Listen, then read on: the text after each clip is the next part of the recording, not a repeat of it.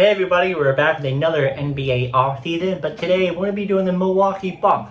Did they do good this offseason? Did they do bad? Are they still going to be a playoff team coming up? Or not? So let's get started. First up, we're going to talk about his key moves and transactions. Signed Myles Turner, 4-year, $107 million deal with a 2028-2029 player option and a 50% trade kicker. To clear roster space, the Bucks waived Damian Lillard and stretching his remaining $113 million over 5 years. Wow. Pretty much helping the cap rule while securing Turner's defensive presence. Turner was a Pacers centerpiece, but his big payday and potential wage spiral forced Indiana's hand. Next up, re-signed core role player Kevin Porter Jr. multi-year extension. Bobby Portis re-signed for front court stability. Gary Trent Jr. 2-year deal retaining key 3-and-D ring native depth. And then next up, additional addition, Terrence Prince, Cole Anthony, and Gary Harris added via free agency for bench depth. Jericho Sims center and Mark Sears 2-way contract bolsters developmental and interior depth. Now for trade, acquired, this guy cannot pronounce his name, from Charlotte for Pat Cunningham and 2 future second-round picks, adding veteran playmaking depth. So let's go over this. Myles Turner, signing him is a really good move for the Bucks. If you guys haven't checked out my last video when I talked about the Indiana Pacers on how they did this offseason, I said the Bucks did a better job upgrading their center position than the Pacers did. Because you got Brook Lopez, who's still a really good player, but he's not in his prime anymore. He's like, mid-30s now, and he's much more slow.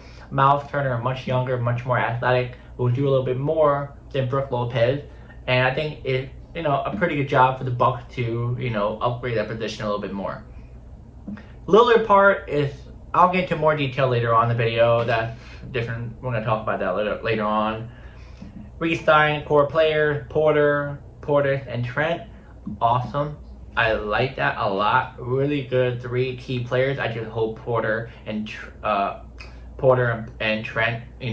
does better this season. Trent was somewhat doing good, but still needs to do a little better. Trent hasn't been the same since his Blazers days in Portland. Porter hasn't been good since Houston, so they need to step it up. As you know, Bobby Porter always does what he got to do, steps up when needed. I like the addition of Terrence Prince, Cole Anthony, and Gary Harris. Really good player. Now for Sims, not a big fan of him. Center position. I watched him at the New York Knicks. He has some good moments, but I don't know, I feel like a little bit slow. Mark Sears, don't really know a lot about him, but interior depth, why not? And then trade, the guy they got from Charlotte, pretty solid veteran, good for the backcourt. And so next up, let's talk about what it means for the team and timeline. So front court upgrade and playoff ceiling raise with Turner's addition. Cap flexibility preserved through Lillard's stretch and retain of affordable role talent. Lack of draft picks continued to hamper long-term roster growth. Giannis' future remains tied to results. Reports suggest he's still weighing his option. Aims the roster's changes. Potential guard upgrade could be, well, not anymore. It was Bradley Beal, but it can be Malcolm Brogdon. Remain on the radar to fill a scoring void. And last but not least, analysts had mixed views. My apology. Some critics limit offseason due to cap construction and losing Lillard.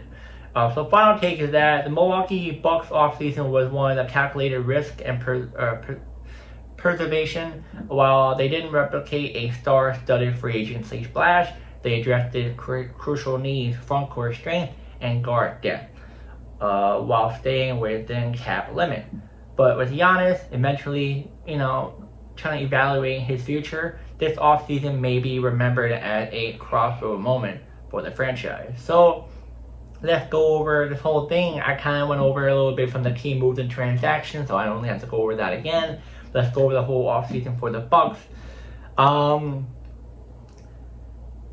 think if Damian Lillard wasn't injured, I think this season would have been much different. The Bucks, I think they would definitely kept Lillard.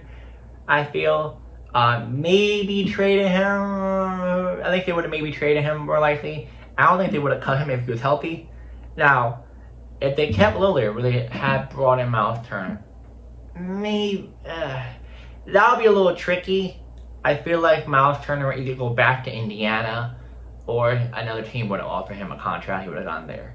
But Turner to Milwaukee would have been a little bit of a what if, but I think it would not happen unless he really wants to go to Milwaukee really badly, because the contract of Damian Lillard was just a lot of money, and the Bucks didn't want to go with the luxury tax and all, so they were their hands are tied.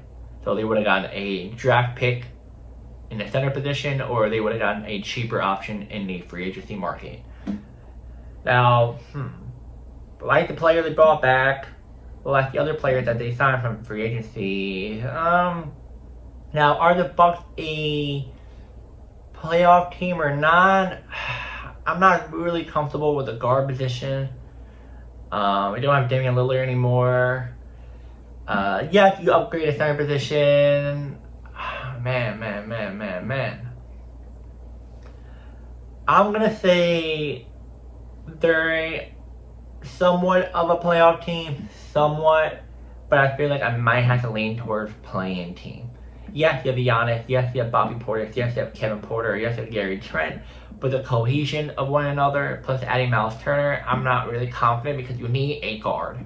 Without a point guard, you cannot run a team how a team should be run.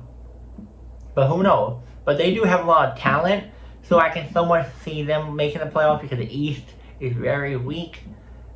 Because you have Portis, Giannis, Turner, Porter, and Gary Trent, and some other good players, so you somewhat have a good advantage. Yeah, I'm going to switch it to the playoff. I think there's still going to be a playoff team. Just had to rethink that for a second.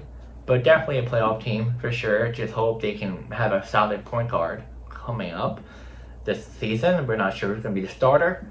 Now, what would I grade this offseason for the Bucks? I'm going to grade them... I'm going to grade them a... D.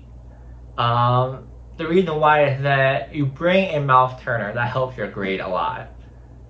But the guard position, I'm pretty worried about. Yes, you have some players there that might contribute, but it's not Damian Lillard, not, your franchise guy of the point guard position. I'm not saying Giannis not the franchise guy. What I mean is that you don't have a franchise point guard.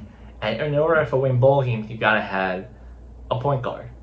That was the Knicks. The Knicks haven't had a point guard in I don't know how many years. I think the last time they had a point guard before Brunson was Jeremy Lin. That was only a little time. Then we have Raymond Felton, but he's not a solidified point guard like Jalen Brunson. But he did help. But an actual point guard, I think, was back in the early 2000s, if I can remember. So the Bucks need a point guard. And that's why I'm giving them a D. They just need a point guard. If they had a point guard, like if Damian Lillard was there, they added Myles Turner, I think it would be more bumped up to a B automatically. But I just don't feel comfortable with the guard position. I'm really iffy on that. But they can be a playoff team for sure. Definitely a playoff team. Now, not sure how far they go, but I'll just say they're a playoff team right now off the bat. And yeah, guys, that is the NBA offseason for the Milwaukee Bucks. Let me know in your comments, do you think the Bucks are a playoff team or not? And how would you grade them, from A being the really good offseason, F being the worst? And yeah, this was a pretty quick offseason for the Bucks. They didn't make that many moves. That's why I didn't give you guys that much information, because there were a lot of moves like other teams did. And yeah, I'll see you guys next video.